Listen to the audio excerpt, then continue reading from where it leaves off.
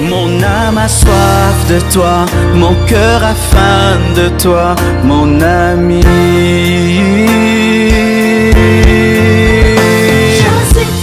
Je suis triste, je meurs.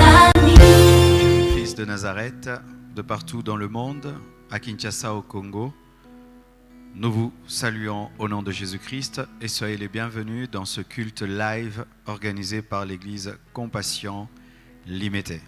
Nous aurons quelques moments de louange, d'adoration avec notre frère Sylvain et notre frère Julien.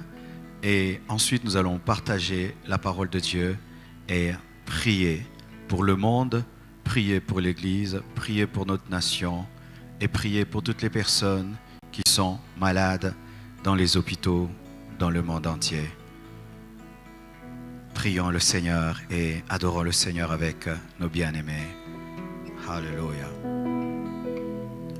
Elle est lionne, dans mon cœur, il n'y a plus de douleur.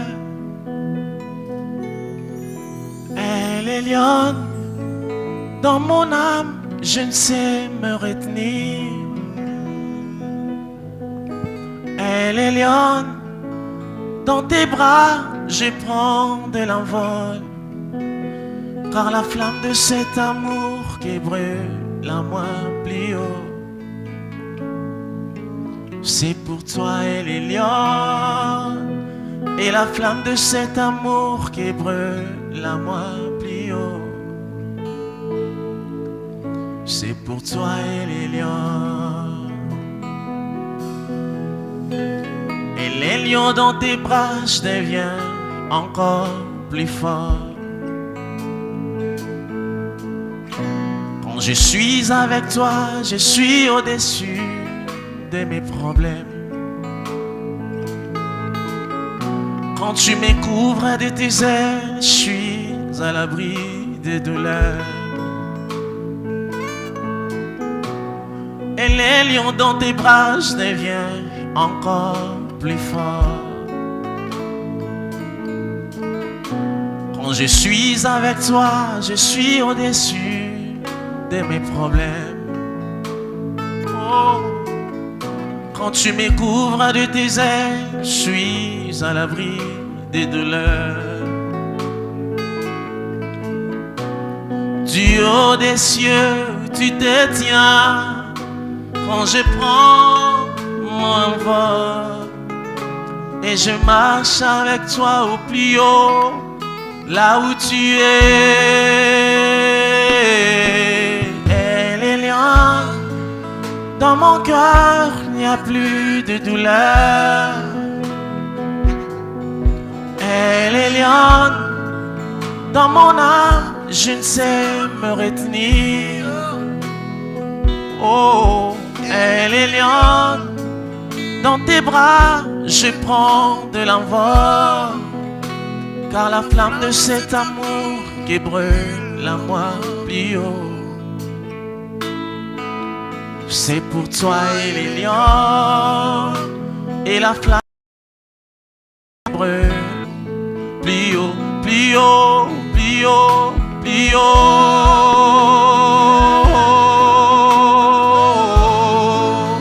Plus haut, plus haut, plus haut.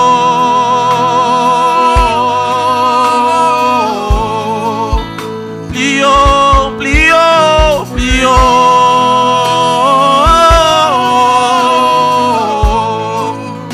Amène-moi plus haut, plus haut.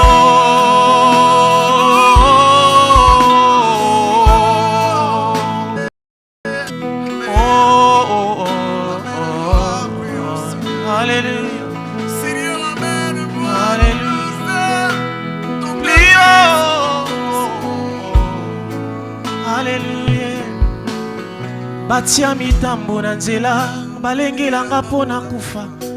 Kasi ngolu na nzambe leki makasi penza. Héritier du malheur par le sang, avec l'engako innocent. Kasi mokonzi monene ntima kokufelanga. Soki yote masi andenga yo, sinakufa kala. Soki yote Nasi andenga yo nasi nabebakala soki ote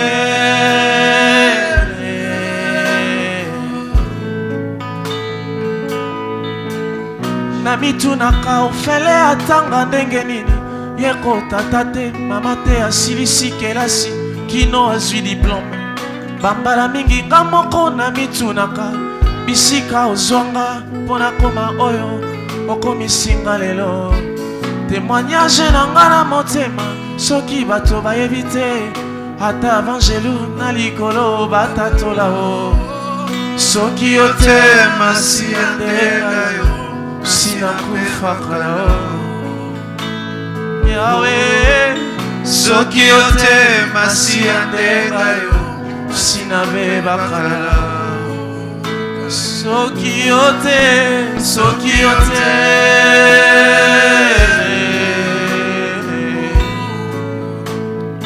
nyonso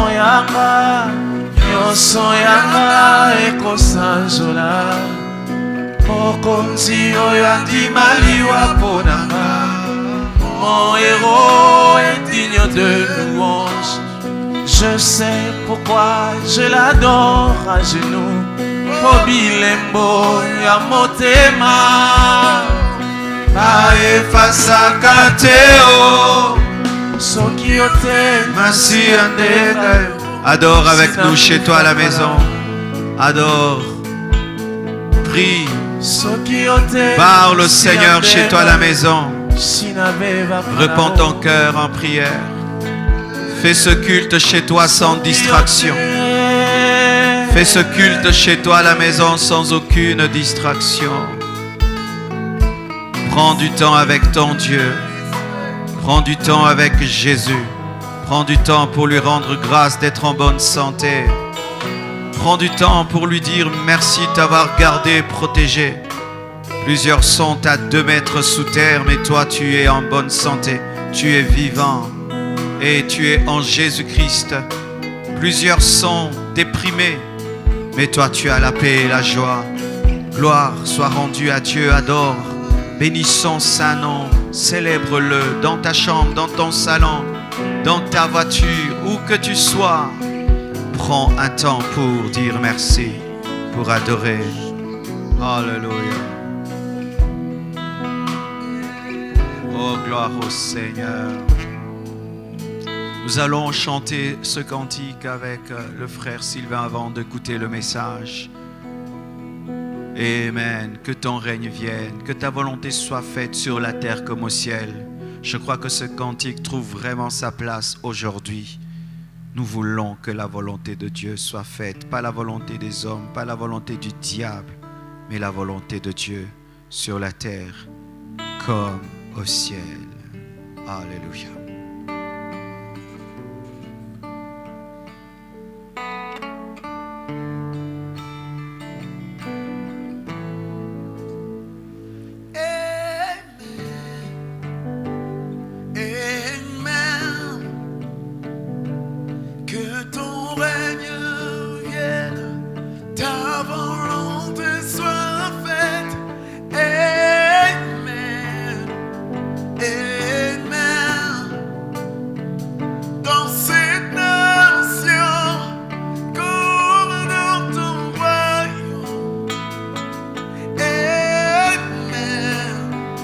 Amen. Que ton règne vienne, ta volonté soit faite. Amen. Amen. Dans ce pays, comme dans ton royaume.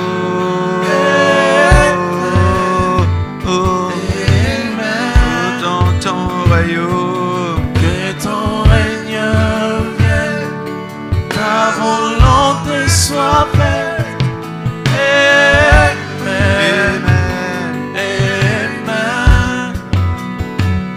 Dans cette nation, comme dans ton royaume. Comme dans ton royaume.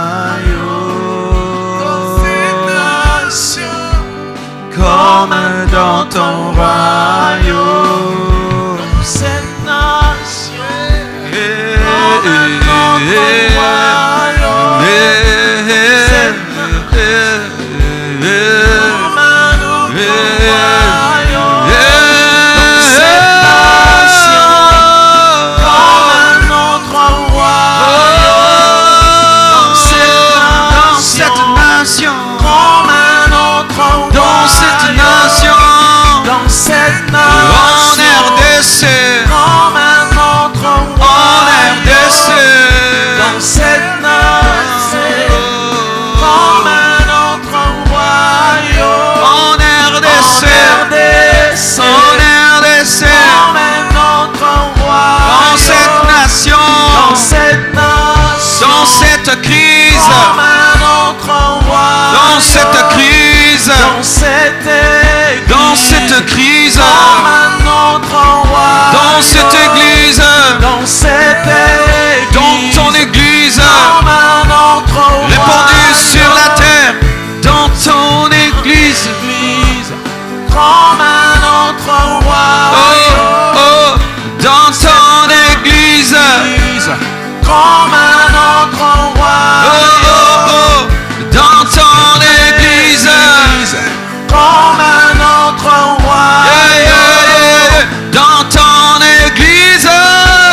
Comme un autre royaume. Dans cette nation. Comme un autre Que ta volonté soit faite. Que ton règne vienne. Que ton règne vienne. Yes. Que ton règne vienne. Jésus. Que ton règne vienne. Jésus. Que ton règne vienne. Jésus. Que ton règne vienne. Jésus. Vienne. Jésus. Vienne. Que ton règne vienne. Jésus. Jésus. Jésus. Jésus. Oh, Jésus. Jésus. Vienne. Que ton règne dans nos familles. Dans nos familles. Dans nos familles. Dans nos familles. Dans nos familles. Oh, règne, règne, règne, règne, règne, règne, règne, règne, règne, règne, vienne. Oh, Que ton règne vienne. que ton règne vienne. Que ton règne vienne. Que ton règne vienne. Que ton règne vienne. Que ton règne vienne. Que ton règne vienne. Que ton règne vienne. Que ton règne vienne. Que ton règne vienne. Règne, règne, règne, règne, règne, règne, règne, règne, règne, règne, règne, règne, règne, règne, règne. Oh, règne, règne, règne, règne. Ô Dieu de gloire, nous prions que tu règnes dans le monde entier, que tu règnes dans les 5 continents, que tu règnes, Seigneur Dieu de gloire, en RDC, que tu règnes dans cette église et dans ton église répandue dans le monde entier, que tu règnes dans nos cœurs, dans nos âmes, dans nos esprits. Toi le roi de paix, toi le roi de joie, toi le Dieu qui donne la bonne santé dans l'épidémie et la pandémie. Ô Dieu, règne. Je crois que c'est toi qui contrôle le monde, pas le diable, mais toi, Seigneur. Et nous avons une totale confiance en toi. Je prie que tu règnes dans les familles, que tu règnes dans les maisons, des hommes et des femmes qui nous suivent de partout dans le monde, par ta paix, par ta joie, par le Saint-Esprit. Ô Père, je prie que tu me oignes afin que je sois ta bouche pour tous ces frères et sœurs qui sont dans leur maison, qui ne peuvent pas aller à l'église. Seigneur Dieu de gloire, dans le monde entier, les hommes veulent entendre ta voix. Plus que jamais, Seigneur, je veux être ta bouche. Au nom de Jésus-Christ, je lis les forces de ténèbres, toute opposition maléfique à ce message. J'ai ainsi prié. Au nom de Jésus-Christ. Amen. Nous acclamons le Seigneur très très fort. Alléluia. Je vous salue tous au nom de Jésus-Christ de Nazareth et soyez encore les bienvenus dans ce culte live. Étant donné que les églises ne peuvent tenir des cultes en RDC, alors le Seigneur nous a convaincus d'utiliser la technologie et de faire un culte avec 2 choristes, un batteur, quelques caméramens et 4 responsables pour que je ne prêche pas dans les vides et vous parler. Et sincèrement, bien aimé, c'est bizarre. Pour moi, tout est pareil. Alléluia. Car Dieu nous demande de le servir dans les bonnes et les mauvaises conditions. Amen. Le thème de mon message ce soir, c'est l'Église face à la crise mondiale. C'est la suite du message que j'ai débuté le mercredi, la nuit. Ce message que j'ai donné le mercredi, c'était avant que le président de la République ne puisse donner cette consigne. Donc il y a certaines choses que j'ai seulement dites, mais c'est pas que il y avait déjà cette demande que nous puissions un peu être prudents. Et beaucoup de gens ont réagi autour du message du mercredi, mais j'aimerais vraiment vous dire que je ne suis pas un complotiste et je ne suis pas contre la médecine, je ne suis pas contre les scientifiques, loin de là. Moi-même, j'encourage les frères et sœurs de l'Église à étudier. Nous avons tout un département de santé à l'Église. Je suis entouré des médecins, mais j'ai eu à partager ma conviction, car lorsque nous prêchons, nous partageons des convictions. Certains ont d'autres convictions. Nous n'allons pas nous battre autour de cela. Ce qui est réel, c'est que les hommes sont en train de mourir de maladies. Ce qui est réel, c'est qu'aujourd'hui les églises ne savent plus fonctionner comme avant. Ce qui est réel, c'est que l'économie est par terre. Ce qui est réel, c'est que les nations vraiment sont en émoi. Ça, c'est réel. Alors n'allons pas perdre notre temps sur un débat sur est-ce que ce virus a été créé par l'homme, est-ce que ce virus est naturel. Certains disent que c'est créé, d'autres disent non. Alors chacun sa conviction, mais ce qui est réel, c'est qu'il faut que les gens soient guéris, il faut que les gens soient protégés, il faut que nous sortions de là. Ça, c'est réel. Amen. Alors mes frères et sœurs, nous sommes vraiment dans une crise mondiale. Et pourquoi je parle de l'Église face à la crise mondiale? Parce que souvent l'Église a été sourde, a été aveugle. Lorsque les choses se passent en dehors d'elle, l'Église ne s'occupe pas. Mais là, mes frères et sœurs, ça vient de nous toucher. Voilà que nous tenons un culte avec des chaises vides. L'extérieur nous a touchés. Et l'Église doit quitter cette politique de fermer les yeux sur ce qui arrive autour d'elle. Car on dit, si tu ne t'occupes pas de la politique s'occupera de toi. Mais moi, j'aimerais aller même plus loin. Si tu ne t'occupes pas de la santé s'occupera de toi. Si tu ne t'occupes pas du monde, le monde va s'occuper de toi. Et voilà, le monde s'est occupé de nous. Aujourd'hui, il y a une crise économique, une crise financière, une crise spirituelle, car beaucoup d'enfants de Dieu ne savent pas sur quel pied danser en cette période. Une crise sociale, sanitaire, car les morts se comptent en milliers et en milliers. Et jusque-là, les chiffres ne sont pas encore totalement réels. Nous sommes face à une crise. La Chine étant aujourd'hui l'un des grands moteurs de l'économie est paralysée. Tout le monde va fabriquer là-bas. Tout le monde va créer là-bas. C'est aujourd'hui les Chinois sont les plus grands voyageurs du monde. Aujourd'hui, mes frères et sœurs, prendre un avion devient difficile. Les compagnies d'aviation sont par terre.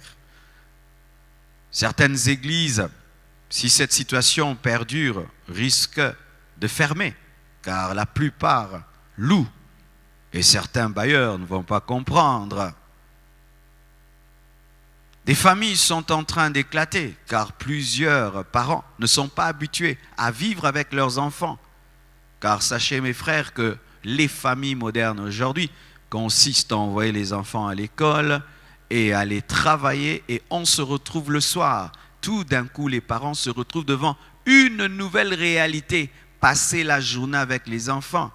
Certains n'y arrivent pas et les familles sont en train de se déchirer. Si on pouvait vous montrer ce qui se passe derrière les murs des maisons. Plusieurs investisseurs sont en train de retirer leurs capitaux.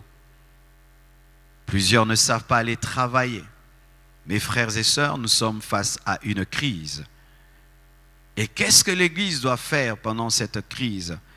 Qu'est-ce que les hommes de Dieu doivent faire? Qu'est-ce que les enfants de Dieu doivent faire? Devons-nous passer notre temps devant la télévision pour suivre les informations et compter les morts avec tout le monde? Devons-nous relayer que des informations sur le corona à longueur des journées? Est-ce que c'est ça le rôle de l'Église? D'être comme les païens qui du matin au soir parlent corona, corona, corona, corona, corona, se partagent des vidéos, se partagent, c'est tout. Est-ce que c'est ça le comportement que l'Église doit afficher dans cette crise en ce temps de la fin? Nous devons être différents. Si le monde est paniqué, si le monde est scotché devant la télévision, l'Internet pour n'avoir que des informations, nous devons nous tenir devant Dieu afin de savoir qu'est-ce que lui dit face à cette situation.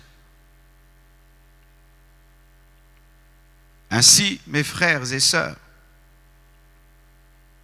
nous avons décidé de respecter la consigne qui a été donnée, le mot d'ordre qui a été donné par le président, et pas seulement au Congo, les églises en Europe, aux États-Unis, au Canada ont respecté les mots d'ordre qui ont été donnés parce que c'est pour notre bien. Il y a certains qui disent que l'Église est persécutée. Non, on ne nous a pas persécutés en nous demandant de ne pas faire des cultes. Le gouvernement ne persécute pas l'Église en nous disant de ne pas faire les cultes. Nous devons avoir une vraie lecture dans cette crise, car si nous n'avons pas une vraie lecture des choses, nous serons un problème. Nous ne sommes pas persécutés par le gouvernement lorsqu'il nous dit de ne pas ouvrir les temples, parce qu'il a été démontré que c'est dans les églises qu'il y a eu la plupart des contagions. Pourquoi? Parce qu'à l'église, regardez nos chaises. Nous sommes confinés, nous nous saluons, nous nous serrons les uns les autres dans les bras. Et mes frères, je suis un homme de Dieu, mais pour autant, mon cerveau fonctionne et je me dis, ils n'ont pas tort. Même si certains, au nom de la foi, disent, venez, vous ne serez pas malade. Mais être chrétien, être serviteur de Dieu, nous demande aussi d'utiliser l'intelligence. Cher homme de Dieu, enverras-tu tes enfants à l'église pour que tout le monde les salue? Non, tu vas les garder à la maison. Mais comment je vais garder mes enfants à la maison et demander à des milliers de personnes de venir dans le culte et se saluer? Nous devons accompagner les dirigeants. Nous devons les aider.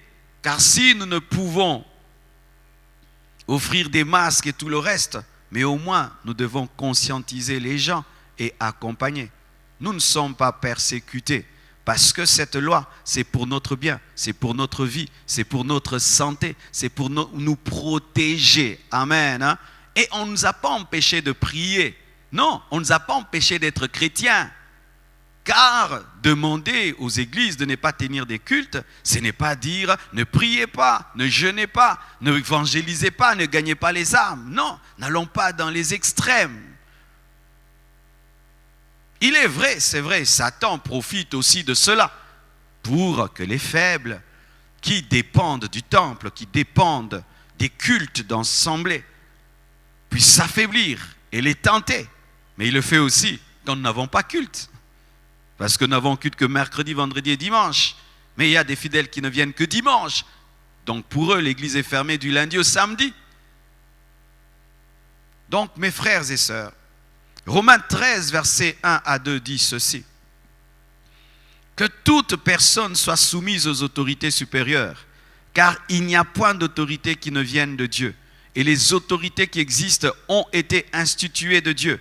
C'est pourquoi celui qui s'oppose à l'autorité résiste à l'ordre que Dieu a établi, et ceux qui résistent attireront une condamnation sur eux. Beaucoup de gens disent « Ah oh, mais comment vous les pasteurs, vous pouvez écouter un gouvernement qui vous dit de ne pas tenir des cultes. Il faut vous opposer et accepter la persécution. » L'Église, c'est vrai, peut s'opposer au gouvernement lorsque c'est une loi qui est contraire à la foi, lorsque c'est une loi qui est contraire à la parole. Mais quand le gouvernement dit ne faites pas des cultes parce que vous allez vous contaminer, vos enfants vont tomber malades, même vous pasteurs, même vos collaborateurs, pour la vie et pour la nation, pour qu'on se contamine et qu'on ne meure pas. Mes frères et sœurs, ce n'est pas une loi qui est contraire à la parole de Dieu, parce que c'est une loi qui vise à protéger la vie. Et l'Église n'est pas contre une loi qui cherche à protéger la vie. Ce n'est pas parce que je suis pasteur que je vais brûler le feu rouge. Ce n'est pas parce que je suis pasteur que je vais refuser de mettre ma ceinture de sécurité, parce que Dieu me protège. Ne tombons pas dans les extrêmes. Alléluia. Ainsi, mes frères et sœurs, je tiens à nous exhorter à respecter les règles d'hygiène. À respecter ces règles d'hygiène. Aujourd'hui, quand j'ai quitté ma voiture, j'ai vu un frère qui est venu prendre mon sac. J'ai dit non, non, non frère, plus question de prendre mon sac. Parce que quand tu prends mon sac, moi aussi je les prends. Nous les prenons. Vous voyez, j'ai dû éduquer le frère de la porte que non, ces choses-là de prendre les sacs, là, il faut arrêter. Mes frères et sœurs, respectons ces principes de laver toujours les mains, d'arrêter de nous saluer pour un temps, d'arrêter de vivre dans l'irresponsabilité, mes frères et sœurs, comme si rien n'était. Et même, j'ai réfléchi sur ces règles d'hygiène. Nous nous concentrons plus sur les mains, mais j'ai découvert quelque chose, le téléphone. Nos téléphones, nous ne les lavons pas. Et qu'est-ce qui arrive? Je te salue. Et après t'avoir salué, c'est vrai, je vais directement toucher mon téléphone. Mais avant de manger, je vais laver les mains, mais je n'ai pas lavé mon téléphone. Et je viendrai toucher le téléphone. Qui sont ceux qui lavent leur téléphone même une fois par an? Qui sont ceux qui lavent leur téléphone par semaine? Ah, j'ai découvert que l'un des agents de contamination, c'est le téléphone, de l'argent. L'argent. Nous manipulons tout le temps l'argent. Quand il s'agit d'argent, c'est comme si c'est pur. Et après, nous touchons nos bouches. Donc, nous pouvons aussi utiliser notre intelligence afin de participer à stopper cette pandémie. Mes frères et sœurs, même si vous êtes des chrétiens, même pas chrétiens, respectons ces règles d'hygiène. Matthieu 4, versets 5 à 7 dit: le diable le transporta dans la ville sainte, le plaça sur le haut du temple et lui dit: si tu es le Fils de Dieu, jette-toi en bas, car il est écrit, il donnera des ordres à ses anges à ton sujet, et ils te porteront sur les mains, de peur que ton pied ne heurte contre une pierre. Jésus lui dit: il est aussi écrit, tu ne tenteras point le Seigneur ton Dieu. J'en ai parlé le mercredi, mais j'en parle encore parce que j'entends des gens qui disent: pasteur, moi j'ai la foi, je suis convaincu de saluer les gens comme je veux, je suis convaincu, tout ça, même quelqu'un tousse. Frère, faites très attention avec une foi mal placée. Jésus-Christ avait une promesse qui lui était donnée, que Dieu ne permettra jamais qu'il se rompe le pied.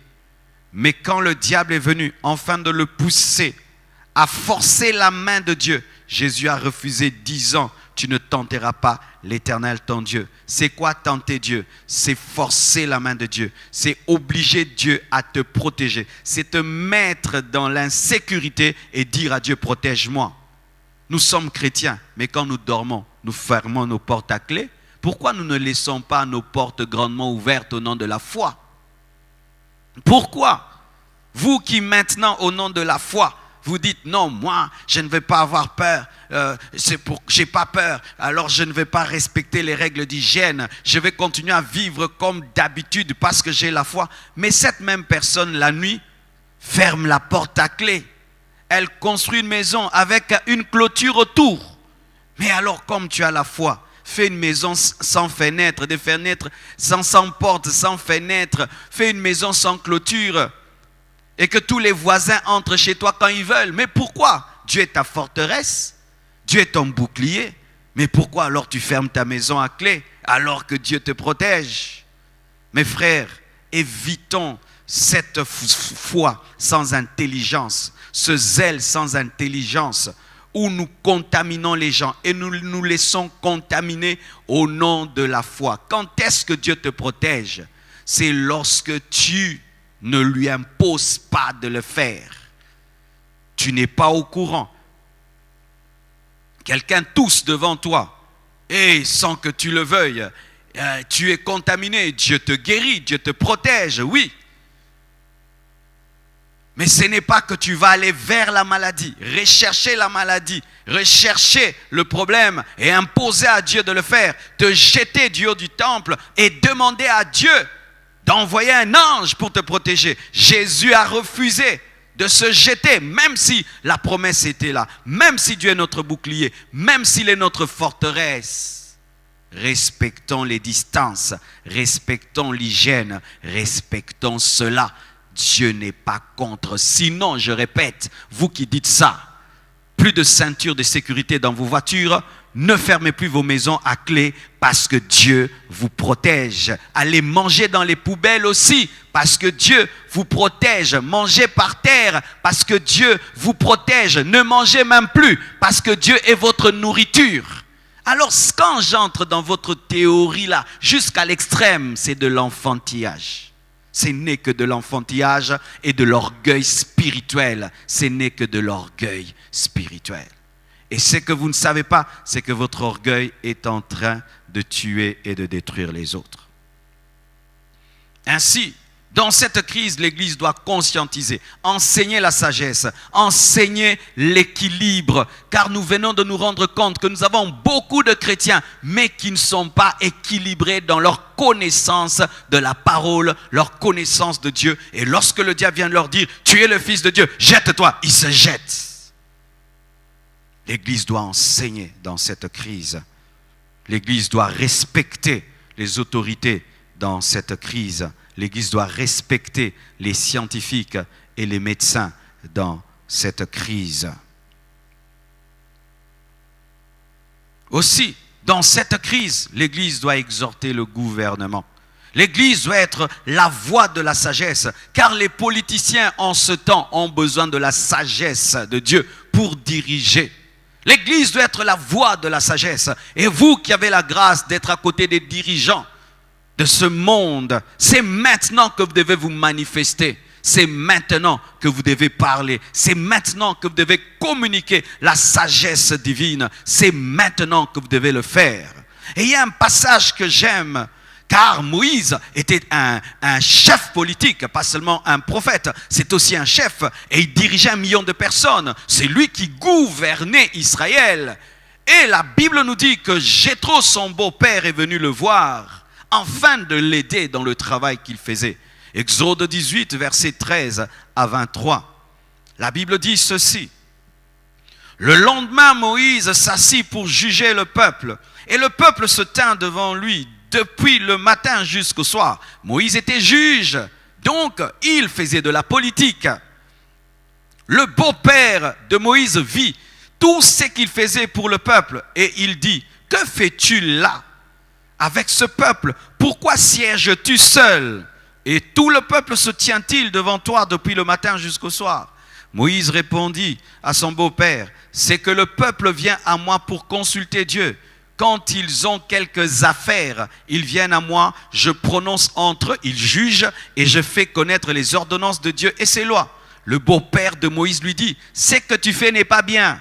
Tu t'épuiseras toi-même et tu épuiseras ce peuple qui est avec toi, car la chose est au-dessus de tes forces. Tu ne pourras pas y suffire seul. Maintenant, écoute ma voix. Je vais te donner un conseil et que Dieu soit avec toi. Sois interprète du peuple auprès de Dieu et porte les affaires devant Dieu. Enseigne-leur les ordonnances et les lois et fais-leur connaître le chemin qu'ils doivent suivre et ce qu'ils doivent faire. Choisis, décentralise, choisis parmi tout le peuple des hommes capables, craignant Dieu, des hommes intègres, ennemis de la cupidité. Établis-les sur eux comme chefs de 1000, chefs de 100, chefs de 50 et chefs de 10. Qu'ils jugent le peuple en tout temps, qu'ils portent devant toi toutes les affaires importantes et qu'ils prononcent eux-mêmes sur les petites causes, allège ta charge et qu'ils la portent avec toi. Si tu fais cela et que Dieu te donne des ordres, tu pourras y suffire et tout ce peuple parviendra heureusement à sa destination. Et la Bible nous dit, le grand Moïse qui avait vu le buisson ardent, le grand Moïse qui entendait la voix de Dieu, a écouté Jéthro, qui n'avait pas son niveau politique, qui n'avait pas son niveau spirituel, mais il a écouté car Jéthro connaissait quelque chose que Moïse ne connaissait pas. On peut être chef, mais on ne maîtrise pas tout. On peut être élevé, mais on ne maîtrise pas tout. Et Jéthro l'a aidé. Il lui a appris la décentralisation, il lui a appris le repos, il lui a appris aussi le choix, savoir choisir des personnes capables et libérées de la cupidité. Et nous, chers dirigeants, étant des pasteurs, nous sommes en contact avec la population. Vous êtes en haut là-bas, nous sommes en bas, en contact avec les riches, en contact avec les pauvres. Nous sommes en contact avec les analphabètes, nous sommes en contact avec les érudits. Ça nous permet, nous, en tant que pasteurs, de savoir ce qui se passe. Et voici ce qui se passe, nos chers dirigeants. C'est que, pour ce qui est du Congo, je ne parle pas du monde, les gens ne prennent pas au sérieux. Ils ne prennent pas au sérieux. Ils pensent que c'est de la blague. Le 3/4 de la population continue à vivre comme d'habitude. Et s'il y a des gens qui ont respecté la consigne, je crois que l'Église doit être félicitée, car l'Église a respecté cela. Mais la plupart de la population ne l'a pas fait. Et là, je m'adresse à notre gouvernement. Vraiment, il faudrait qu'au-delà des chansons, qu'il y ait vraiment une bonne conscientisation, parce que les gens sont vraiment dans une insouciance mortelle, alors mortelle, et je vous dis, c'est terrible. Un problème se pose, c'est que les gens, tant qu'ils n'ont pas vu les morts, ils ne croient pas. Les gens ont besoin. Quand ils entendent, ils pensent que ce sont des inventions. Ils ont besoin qu'on puisse les réveiller clairement, afin qu'ils sachent que c'est dangereux. Je ne sais pas quelle sagesse vous aurez. Comme Jéthro a dit, cherchez des hommes capables. Cherchez des hommes éloignés de la cupidité. Cherchez des hommes remplis d'amour. Cherchez des hommes qui ne cherchent pas de l'argent, mais qui ont le fardeau du peuple, qui vont aider à réveiller cette nation. Car les gens sont dans une grande insouciance.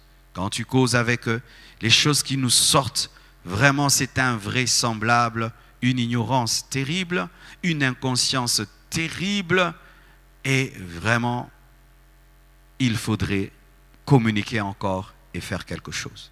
Je ne veux pas trop m'y attarder, afin de ne pas faire la politique, mais en tant qu'homme de Dieu, étant avec la masse, voici ce que je peux apporter. Il faut encore préciser les choses, il faut davantage parler. Les gens sont dans l'insouciance. Et nos journalistes, nos médias, j'ai remarqué lorsque, au début de cette année, il y avait des vagues, des choses qui se sont passées, vous étiez à la pointe de l'information. Vous étiez là. Quand il y a eu des problèmes dans l'église, les chaînes sur Internet, congolaises sur Internet, il fallait voir, dossier ceci, dossier cela. Mais je remarque par rapport au coronavirus, nos journalistes, vous qui étiez derrière le buzz des scandales, vous ne faites pas un grand travail. Alors que là, c'est pire. Là, les gens meurent. Les gens sont ignorants. Les gens pensent que c'est de la blague. Arrêtons tout le temps, chers journalistes, à rechercher le buzz. Comme là, il n'y aura pas un buzz, alors tu n'en parles pas. Comment, dans une période comme celle-ci, nous parlons encore des compétitions entre des musiciens? Nous parlons encore des vêtements. Nous parlons encore de tel s'est chamaillé avec son épouse, tel s'est chamaillé avec ceci. Est-ce que c'est le moment, chers journalistes? Autant vous nous pointez le doigt. Moi aussi, je peux vous parler, chers journalistes. Faites bien votre travail et réveillez. Réveillez, c'est maintenant. Regardez vos collègues à l'étranger, comment ils sont là en train de marteler et de marteler. Mais pendant que le font, vous parlez des choses superficielles. Et même quand aujourd'hui les gens parlent du coronavirus, il y a des gens même qui dansent, qui chantent, alors que l'ignorance amène la mort.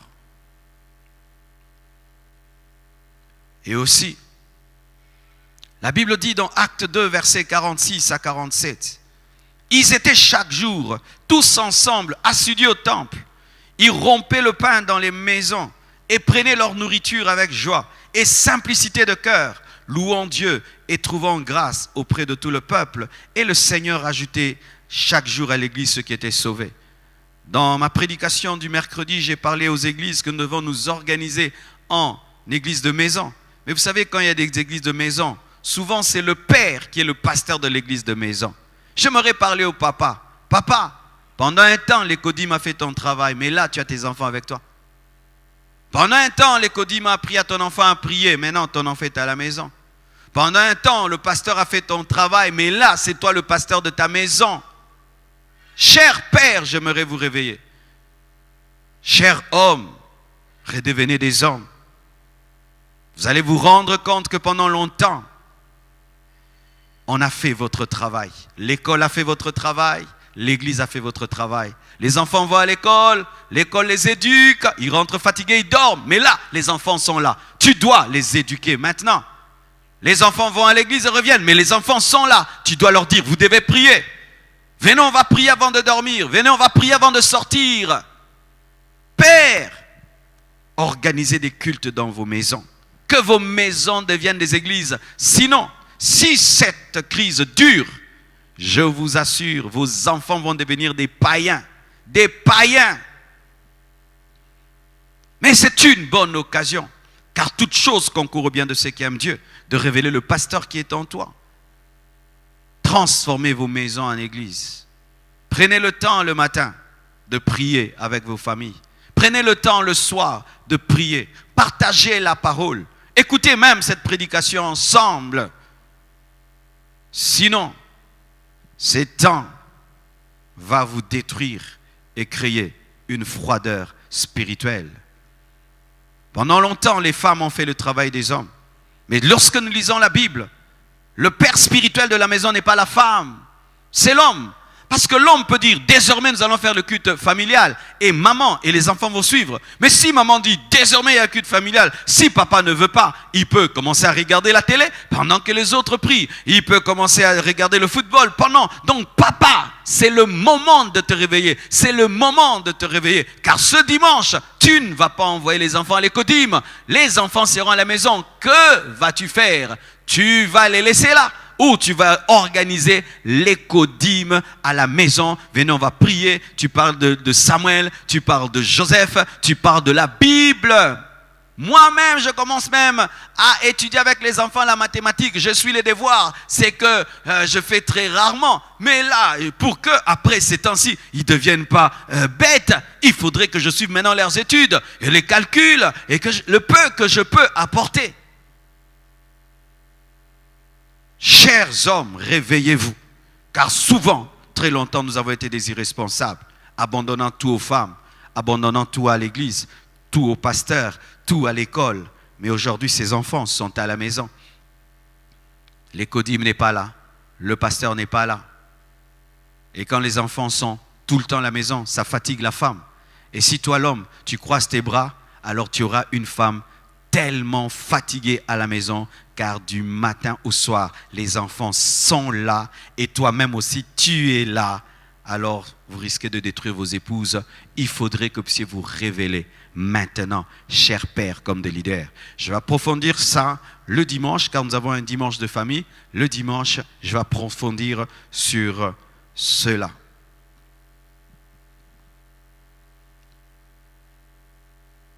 Le message de l'Église dans cette crise mondiale, c'est aussi d'éviter de tomber dans la distraction spirituelle.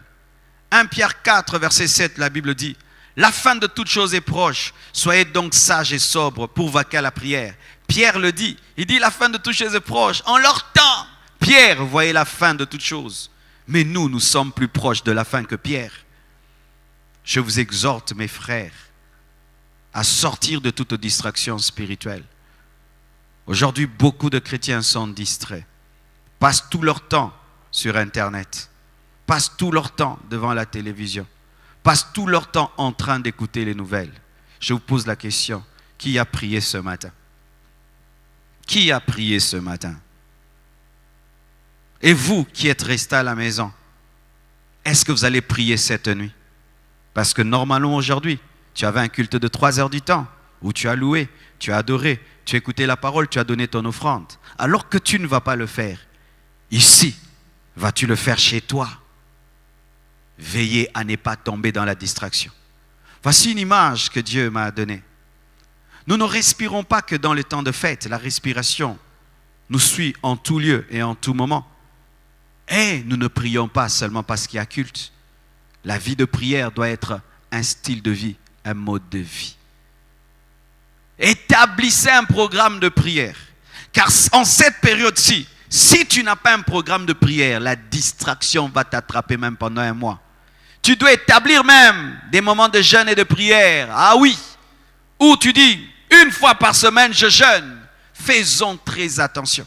Car nous avons été habitués pendant longtemps à un christianisme du temple. Mais cette crise permet à Dieu de nous enseigner que la vie chrétienne, ce n'est pas le temple. Dieu vient de nous enseigner, mes frères. Et moi, j'en suis heureux. J'en suis heureux. J'en suis heureux. Car c'est seulement l'Église qui n'est pas attachée au temple qui tiendra au temps de la fin. Ah oui, vous devez le savoir. Car à la fin des temps, l'Église sera persécutée sérieusement. Nous atteindrons un niveau où il y aura des lois qui vont imposer à l'Église de bénir les mariages homosexuels. Et beaucoup de pasteurs qui refuseront, leurs églises seront fermées. Et les fidèles là, iront où? Ne tombez pas dans la distraction spirituelle. Ne tombez pas en étant Covid. Faites attention, faites attention. Nouvelle. Avez-vous prié? Avez-vous lu la Bible? Avez-vous lu un livre spirituel? Vous êtes-vous tenu devant Dieu? Sinon, vous allez mourir. Si pour Pierre, ils étaient déjà à la fin des temps, qu'est-ce que nous allons dire, nous les hommes de ce temps-ci? Nous devons être sages. Nous devons être sobres. Nous devons vaquer à la prière. Qu'est-ce que l'Église doit faire dans la crise? L'Église doit prier. Si le peuple sur lequel est invoqué mon nom s'humilie et prie, cherche ma face, je guérirai son pays. Nous devons chercher la face de Dieu. Pas chercher des écrans, pas chercher le téléphone, chercher la face de Dieu. Nous devons être des intercesseurs et dire, Seigneur, arrête cette pandémie au nom de Jésus. Est-ce que vous priez face à cette pandémie ou vous la commentez? Est-ce que vous priez face à cette pandémie ou vous l'accompagnez? Est-ce que vous priez contre cette pandémie ou vous êtes en train seulement de publier? Est-ce que vous vous tenez devant Dieu? Car pendant cette période, le diable a envoyé beaucoup de gens en enfer. Beaucoup de gens sont morts sans connaître Jésus. Beaucoup de gens sont morts sans connaître Jésus. Le diable profite toujours lorsqu'il y a des épidémies pour tuer et envoyer les gens en enfer. C'est l'évangélisation du diable. Église, réveillez-vous. Priez. Tenez-vous devant Dieu. Nous sommes la lumière du monde, le sel de la terre. C'est le temps d'éclairer. C'est le temps de nous opposer à la putréfaction par notre vie de prière. Alléluia. Et le Seigneur m'a dit aussi de dire ceci. Ne tombez pas dans la dépression. Et là, j'aimerais m'adresser à mes frères et sœurs du monde entier. Car il y a des suicides qui se préparent. Vous savez, il y a des hommes qui n'arrivent pas à rester confinés pendant longtemps. Ils ont la claustrophobie. Et si vous suivez les informations, vous allez rendre compte que les gens sont en train de maintenant atteindre des niveaux de dépression. Où tu vois quelqu'un parler, tu sens qu'il est en pleine dépression. Et si ça continue, il va se suicider. Les gens commencent à parler de la mort. Nous tous, nous allons mourir. Mourons, mourons, mourons. Les gens souhaitent la mort, la dépression. Ne te suicide pas. Car si tu te suicides, alors tu connaîtras plus que le corona. Ce sera l'enfer. Ne tombe pas dans la dépression, mais fais ceci. Réjouis-toi dans le Seigneur. La Bible dit ceci dans Philippiens 4, verset 4. Réjouissez-vous toujours dans le Seigneur. Je le répète, réjouissez-vous. Si tu veux éviter la dépression, prends des moments où tu loues le Seigneur. Prends des moments où tu ris, où tu causes. Mais si du matin au soir, mort, nous parlons de la mort, de la mort, de la mort, de la maladie, nous allons déprimer. Nous allons perdre la joie de vivre. Quand nous allons regarder le futur, nous n'allons plus rien voir. Car il y a des gens même qui ont arrêté de faire des projets. Ils ont mis leur vie en mode pause. Ne mets pas ta vie en mode pause, la vie continue. Alléluia. Ne mets pas tes projets en mode pause, la vie continue. Alléluia. Lorsque je suis venu ici, je bénis Dieu. J'ai vu à ma droite là, 3 ou 4 maçons en train de construire une maison. Oui, ils ne sont pas à 20. Ils ne sont pas à 20. Ils sont à 3, 4. Et je les vois, ils continuent à construire. Je dis, ah, donc le monsieur là, il continue son projet de construction. Malgré le coronavirus, lui, il continue à construire sa maison. Ça, c'est une bonne chose. Mais il y a des gens qui ont mis leur vie en mode pause. Parce que le coronavirus va passer. Mais si toi, tu as mis ta vie en mode pause, à cause du corona, quand la vie va reprendre, tu seras en retard. Parce que les autres, en dépit de ça, ils ont continué à travailler. Alléluia. Ils ont continué à travailler. Voilà, je continue à travailler. Alléluia. Je n'ai pas mis mon ministère en mode pause. Et je prêche de tout mon cœur. Je ne vais pas dire maintenant, fini le ministère, nous allons entendre. Non. Aujourd'hui, j'ai culte. Je tiens mon culte. Alléluia. Sinon, tu vas tomber dans la dépression. Car se réveiller, regarder des murs, se réveiller. Et surtout en Europe, ils ont des toutes petites maisons. Et donc, tu es comme dans une prison. Toi-même, certains endroits pour sortir, il faut la permission. Donc, tu te retrouves comme en prison chez toi. Mais tu peux craquer. Je me souviens quand j'ai fait 40 jours, rien que dans mon bureau. Oh, j'ai failli craquer. Ne craque pas. Alléluia. Ne craque pas. Comment tu vas faire? Change ta maison en paradis. Alléluia. Que ce soit des moments de joie. C'est pourquoi arrêtez de vous chamailler dans vos maisons. Maintenant, avant tu te chamaillais et tu sortais. Maintenant tu te chamailles, tu dois rester. Vous voyez le problème? Quand ta femme t'énerve, je sors dehors. Maintenant, pas moins de sortir. Et la maison est petite. Alors arrêtez de vous chamailler. Vivez dans la paix, dans la joie. Sinon, ce sera des prisonniers en colère qui vont s'entretuer. Alléluia. C'est encore les pères. Pères, maintenez une attitude de paix et de joie dans vos maisons et vous allez pour passer cette crise dans le confort. Mais si vous vous chamaillez, vous vous insultez, vous vous détruisez et pas moyen de fuir, alors faites attention. Nous ici, il y a la liberté de sortir, mais ailleurs, ils ne sortent même pas. Alors ce message est pour vous. Ne tombez pas dans la dépression. Réjouissez-vous dans le Seigneur. Vivez dans la joie. Vivez dans la paix. Vivez dans l'amour. Alléluia. Évitons de tomber dans la panique. Matthieu 6, verset 31 à 34 dit, « Ne vous inquiétez donc point et ne dites pas, que mangerons-nous ? On a tout pris dans les supermarchés. Bientôt les supermarchés seront vides. Bientôt. Qu'allons-nous manger ?» Et il y a des gens, ils n'ont pas faim. Du coup, il a faim. il a un congélateur vide. Mais du coup, il commence à trembler. On va manger quoi? Mais il a un congélateur plein. Ne vous inquiétez pas et ne dites pas que mangerons-nous, que boirons-nous, de quoi serons-nous vêtus? Car toutes ces choses, ce sont les païens qui les recherchent. Votre Père Céleste sait que vous en avez besoin. Cherchez premièrement le royaume et la justice de Dieu, et toutes ces choses vous seront données par-dessus. Ne vous inquiétez donc pas du lendemain, car le lendemain aura soin de lui-même. À chaque jour suffit sa peine. Ayez confiance en Dieu. Alléluia. Regardez le futur avec confiance. Regardez le futur avec espérance. Vous qui êtes chrétiens, pendant ce temps-ci, les oiseaux mangent.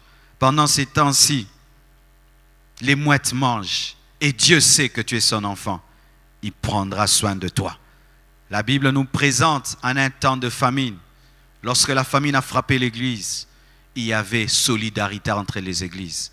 Et je crois que nous devons parvenir à cela, à un élan de solidarité, un élan d'amour. C'est maintenant que nous devons manifester de l'amour. Où tu es chez toi, tu as la provision. Est-ce que le voisin a mangé? Où tu es chez toi, tu manges. Est-ce que le frère, l'autre frère a mangé? Où tu es chez toi, ton congélo est plein. Mais est-ce que l'autre, il a mangé? Ah oui, mes frères, nous devons vivre dans l'amour et éviter de nous inquiéter, d'avoir une confiance en Dieu, car il maîtrise le présent et il maîtrise le futur. Ce n'est pas le diable qui est au contrôle, c'est Dieu qui est au contrôle. C'est lui qui tient les rênes de ce monde, et crois en lui et il prendra soin de tes petits besoins, car manger, se vêtir, c'est la moindre des choses que Dieu puisse te donner. Alléluia. Aussi, évitons de tomber dans le sans-foutisme. Aujourd'hui, à Kinshasa, on se moque de quiconque porte un masque. On lui donne même un nom. Vous imaginez? Les gens qui ne se protègent pas, les gens qui vivent comme si rien n'était, culpabilisent les gens qui prennent des précautions. Comme là, des gens viendront me dire, pasteur, comment tu peux enseigner aux gens de respecter ce qu'on a dit? Il faut vraiment que l'Église se rebelle. Et qu'est-ce qui se passe? Les sans-foutistes colonisent les personnes sensées. Quelqu'un qui, quand tu le salues, te dit ne me salue pas, tu le trouves bizarre. Quelqu'un qui porte un masque, on dit que, mais toi, qu'est-ce que tu as? Tu es en train de singer les blancs. Mais quelqu'un qui est là, ils se touchent, ils se tiennent, eux, ce sont les gaillards. Vous imaginez un sans-foutisme comme pas possible. Quelque part, des gens sont en train de parler. Et ils disent, nous, on n'est pas mort de ceci, on n'est pas mort de cela. Et ce petit corona-là, il va nous tuer. Et ils ont même commencé à manger ensemble, autour d'une assiette, les mains nues. Tout le monde dans la même assiette. Pourquoi? Pour défier. On verra si on va mourir. Vous imaginez ça? Ou même tu n'avais pas l'intention de sortir. Comme on t'a dit d'être prudent. Je sors aujourd'hui. Je sors. On va voir. On va voir qu'est-ce que ça va me faire. Ça, c'est du sans-foutisme. Ça, c'est être un insensé. Et que dit la parole de Dieu dans Proverbe 10, verset 8? Celui qui est sage de cœur reçoit les préceptes, mais celui qui est insensé des lèvres court à sa perte. Celui qui reçoit les préceptes, on dit ne fais pas ça, c'est dangereux. Lui continue à vivre. Lui est sage, mais celui qui est insensé des lèvres court à sa perte. Mes frères et sœurs, un jour, je suis allé aux États-Unis et il faisait froid. Alors j'ai voulu faire le Congolais. Tout le monde, je les voyais tous, des gros blousons, des gros. Moi, j'avais seulement un petit t-shirt dedans et puis j'avais quelque chose de simple qui me couvrait un tout petit peu. J'avais un peu chaud. Mais eux qui habitent là-bas, ils étaient dans des blousons et tout. Et je trouvais que c'était trop lourd. Mais moi, j'étais simple, comme si moi je vivais là depuis. Et je n'ai pas respecté les consignes par rapport au froid. Et tout allait bien pendant un temps. Je quitte le chaud, du froid, le chaud, du froid, le chaud, du froid, le chaud, du froid. Un jour seulement, on va au restaurant. Je prends quelque chose de très froid. Je commence une petite toux. J'ai ramené cette toux à Kinshasa et j'ai eu une toux d'un mois au point où je toussais après chaque seconde. J'ai dû passer par des traitements. J'avais reçu un coup de froid, mais pas en Europe, là on soigne les coups de froid, à Kinshasa.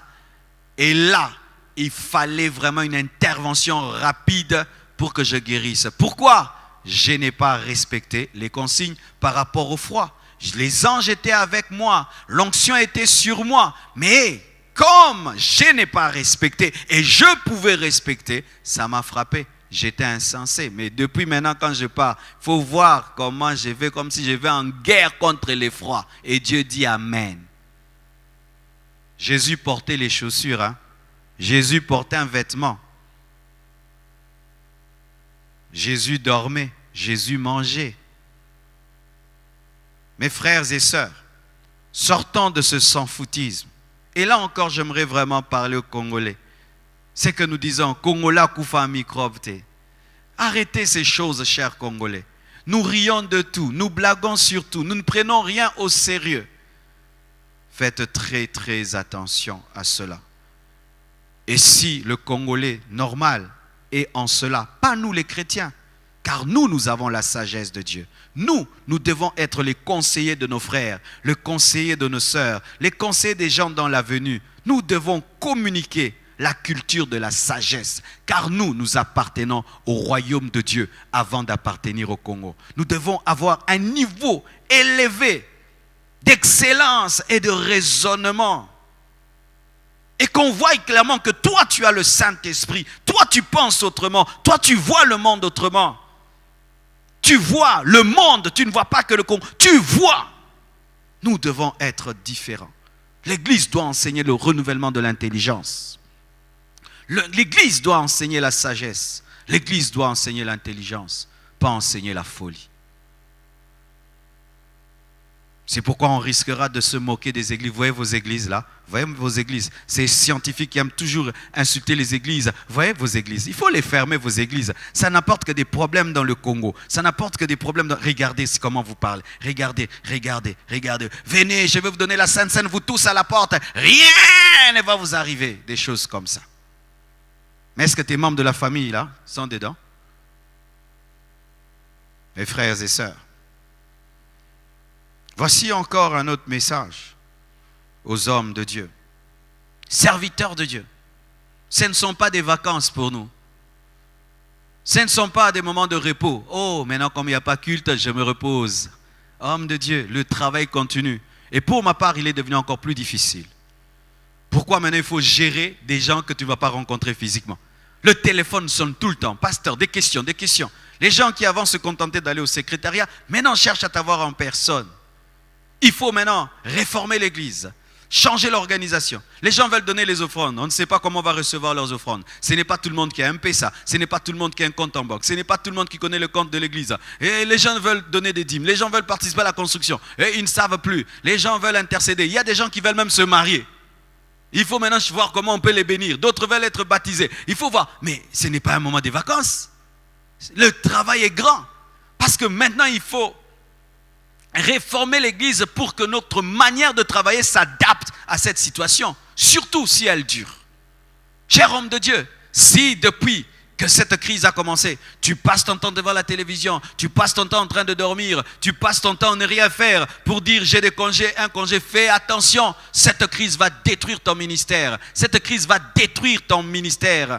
Après cette crise, ceux qui reviendront, ce seront des malades spirituels. Et tu vas travailler alors plus dur. Il faut bosser, prier, homme de Dieu. Prie comme jamais en cette période-ci. Fais des recherches comme jamais. Travaille. Fais des petites réunions avec tes collaborateurs. Même des réunions de 4 personnes, de 5 personnes. Ça, ce n'est pas interdit. Faites des réunions. Travaillez sur Internet, sur WhatsApp. Travaillez, réfléchissez ensemble sur comment vous allez vous adapter à cette situation. Que dire, oh là maintenant, je me repose. 2 Timothée 4, verset 1 à 2 dit ceci. Je t'en conjure, jure devant Dieu et devant Jésus-Christ, qui doit juger les vivants et les morts, au nom de son apparition et de son royaume, prêche la parole, insiste en toute occasion, favorable ou non, reprend, censure, exhorte avec toute douceur et en instruisant, en toute occasion favorable ou non. Paul n'a pas dit à Timothée, quand l'occasion n'est pas favorable, ne fais rien. Non, même quand c'est défavorable, continue à servir Dieu. Car, cher homme de Dieu, si nous échouons de continuer à servir Dieu en cette période, et quand la persécution viendra, nous n'allons plus prêcher. Et là, nous devons louer Pierre, louer les Paul, qui ont servi Dieu quand on tuait ceux qui prêchaient. Là, on ne nous tue pas. On nous dit seulement, pour raison de sanitaire et tout, pour que l'épidémie ne se répande pas, pasteur, pas de culte pendant 4 semaines et tout. Et puis, tu ne sers plus Dieu. Maintenant, si c'est la persécution, si maintenant c'est la persécution où on met les gens en prison, homme de Dieu, tu ne vas pas servir Dieu. Dieu te teste pendant cette période. Tout homme de Dieu qui, pendant cette période, a le souci, parce qu'il n'y a plus d'offrande, tu es un commerçant. Si toi, ton souci, le fait qu'il n'y a pas culte, c'est l'argent, il n'y a plus d'offrande, c'est une boutique qu'on a fermée. Et toi, tu es le commerçant de la boutique. Tu dois maintenant vraiment arrêter le ministère. Si ton souci dans ces temps-ci, ce ne sont pas les âmes qui vont se perdre, c'est le fait qu'on ne va plus évangéliser qui ne te dérange pas. Toi, c'est l'argent seulement, et les offrandes, et les dîmes. Dimanche, je vais faire comment? Je vais payer ça comment? Je vais faire comment? Maintenant, je vais rater les offrandes. Si c'est ça ton souci, tu es un commerçant. Un vrai serviteur de Dieu en cette période-ci, son souci c'est quoi? Est-ce que ces fidèles dans leur maison prient? Est-ce que ces fidèles dans leur maison lisent la Bible? Est-ce que ces fidèles se sanctifient?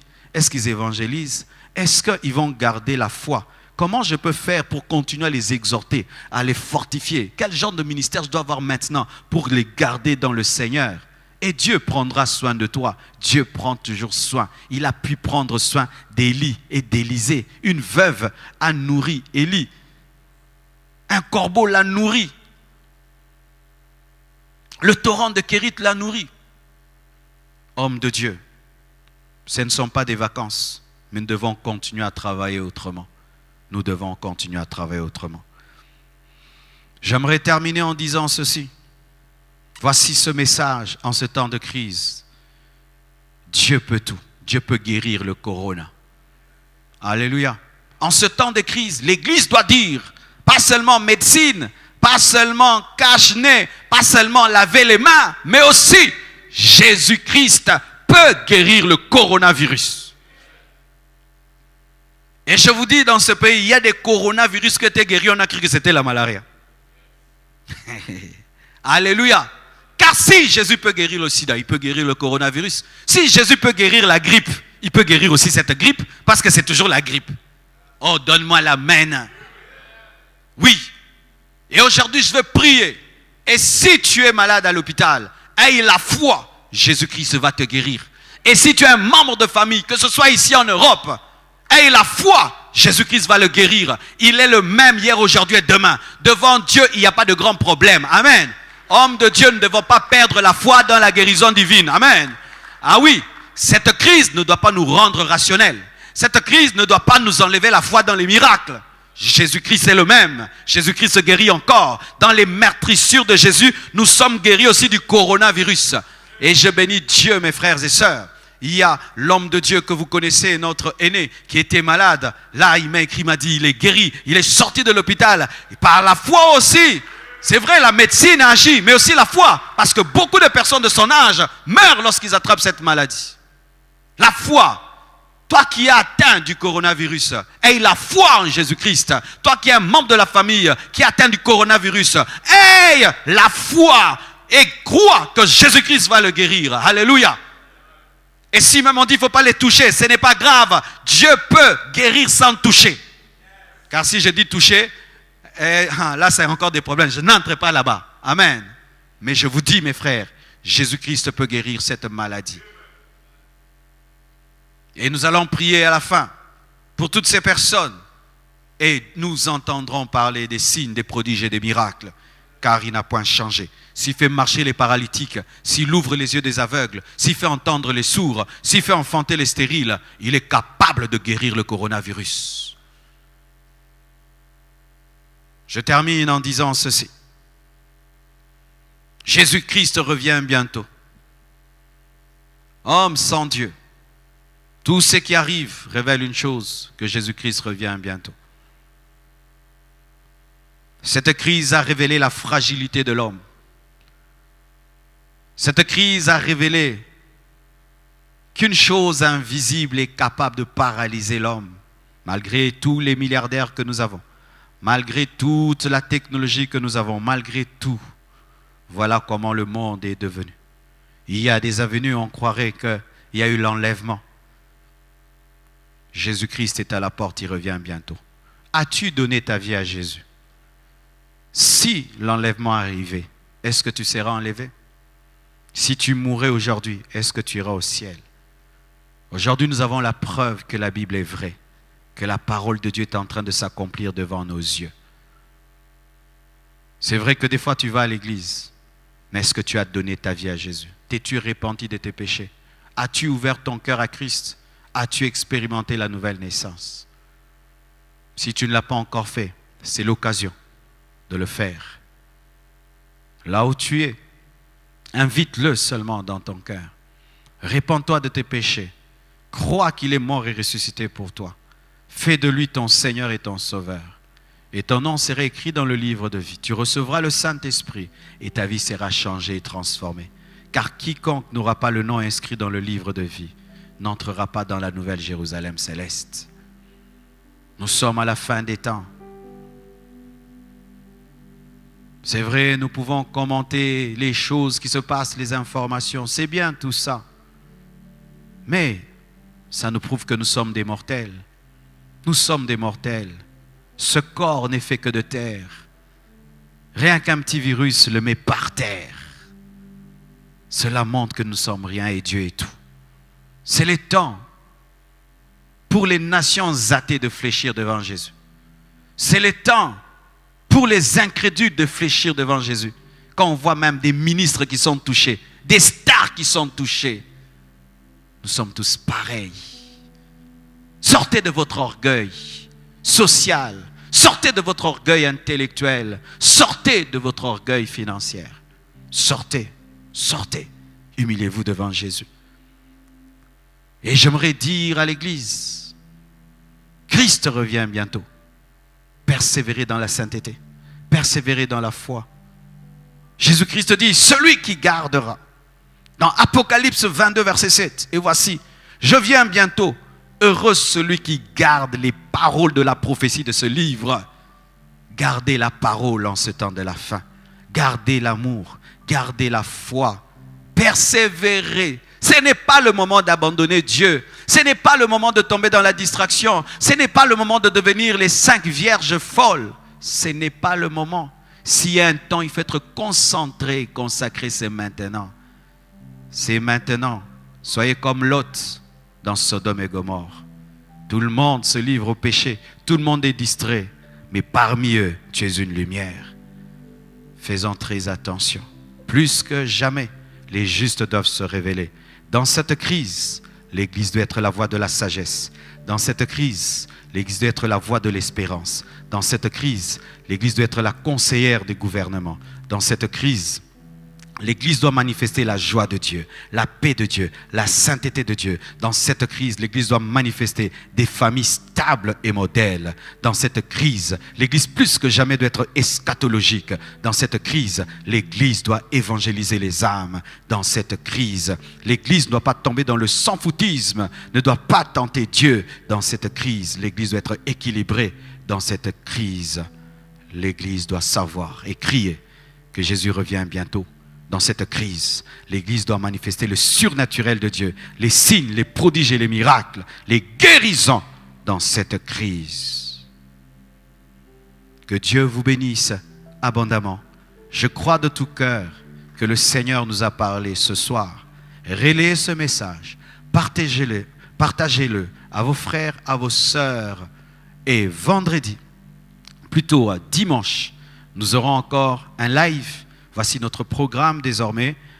Nous aurons live chaque mercredi et chaque vendredi de 17h à 19h. Là, j'ai débordé de 17h à 19h le mercredi et le vendredi. Et le dimanche nous aurons live de 12h à 13h. Nous n'allons pas faire 3 lives, mais un seul live de 12h à 13h.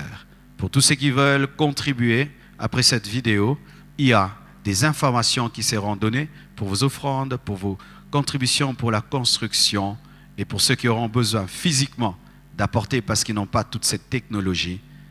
Je crois dimanche, nous allons vous parler de l'organisation minimum que l'Église va mettre sur pied pour recevoir des gens, pour le secrétariat, pour recevoir vos contributions. Nous en parlerons plus précisément le dimanche pour ceux qui ne savent pas utiliser tous ces moyens technologiques de contribution. Soyez bénis. Merci beaucoup. Nous allons prier à présent pour tous les malades qui sont dans les hôpitaux, dans le monde entier, afin que Dieu les guérisse. Alléluia. Il n'y a que toi, Jésus, que tout autre nom disparaisse. Alléluia. Oh Seigneur Dieu de gloire, oh Seigneur Dieu de gloire. Oh Jésus, guéris. Guéris tous les malades dans les hôpitaux et dans les maisons. Étends ta main miraculeuse et puissante. Manifeste ta puissance, Seigneur Dieu de gloire. Manifeste ta puissance, Seigneur, et protège ton peuple de cette pandémie, Seigneur. Arrête cette pandémie, Père Tout-Puissant, au nom de Jésus-Christ de Nazareth. Arrête cette pandémie, Père éternel, au nom de Jésus-Christ de Nazareth. Guéris les malades, Seigneur, dans les hôpitaux et dans les maisons, les enfants, les vieillards, les adultes, au Congo, en Afrique, en Europe, Seigneur, en Asie, Seigneur Dieu de gloire, en Amérique, partout, Seigneur, en Australie, dans le monde entier, que ta main miraculeuse touche au nom de Jésus. Alléluia. Oh, que tous les autres noms disparaissent. Oh, Tous les autres noms disparaissent jusqu'à ce qu'il n'y ait que toi. Tous les autres noms disparaissent. Jésus,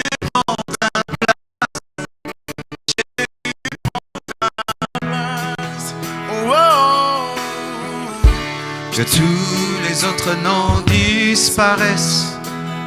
oh, Que tous les autres noms disparaissent. oh, jusqu'à ce qu'il n'y ait que toi. Que tous les autres noms disparaissent. Eh, Jésus prend ta place. Jésus prend ta place. toute maladie disparaisse. Que tous les autres maladies noms disparaissent. Au nom de Jésus, toute maladie disparaisse. Que toute maladie disparaisse. Jusqu'à ce qu'il n'y ait que toi. Que toute maladie disparaisse. Oh, Jésus prend ta place. Jésus prend ta place. Que toute maladie disparaisse. Que toute maladie disparaisse. Oh, oh, oh. Que toute maladie disparaisse. Oh, jusqu'à ce qu'il n'y ait que toi. Que toute maladie disparaisse. Jésus prend ta place. Alléluia. Jésus prend ta place. Celui qui veut donner sa vie à Jésus, tu vas me suivre dans cette prière. Tu es convaincu que tu dois donner ta vie à Jésus. Tu es convaincu que la fin de toute chose est proche, mais toi tu n'es pas prêt. Tu es convaincu que la fin de toute chose est proche, mais tu n'es pas prêt. Dis avec moi cette prière et fais-en la tienne. Seigneur Jésus, aujourd'hui, je t'ouvre mon cœur. Deviens mon Seigneur et mon Sauveur personnel. Pardonne mes péchés, tous mes péchés, depuis que je suis né jusqu'en ce jour. Lave-moi par ton sang. Donne-moi le Saint-Esprit. Écris mon nom dans le livre de vie. Délivre-moi de toute œuvre des ténèbres, de toute œuvre charnelle et satanique. Je t'offre ma vie. Conduis-moi jusqu'à la fin des jours. Toi qui es malade, dis avec moi, Seigneur Jésus, guéris-moi. Guéris-moi totalement. Je refuse la maladie dans mon corps. Je refuse l'épidémie dans mon corps. Je refuse au nom de Jésus-Christ. Que ta puissance me libère. Que ta puissance me guérisse. Seigneur, que des signes, des prodiges et des miracles aient lieu dans les maisons. Des signes, des prodiges et des miracles aient lieu, Seigneur, dans les familles, dans les hôpitaux. Des hommes qui étaient condamnés à la mort sortent de la mort miraculeusement. Seigneur, manifeste-toi. Manifeste ta puissance. Je détruis toutes les œuvres de l'ennemi. Dans cette épidémie, au nom de Jésus-Christ de Nazareth, je prie, Père, que tu arrêtes cette situation et que tout revienne à la normale. J'ai ainsi prié. Amen. Que Dieu vous bénisse abondamment. Merci beaucoup.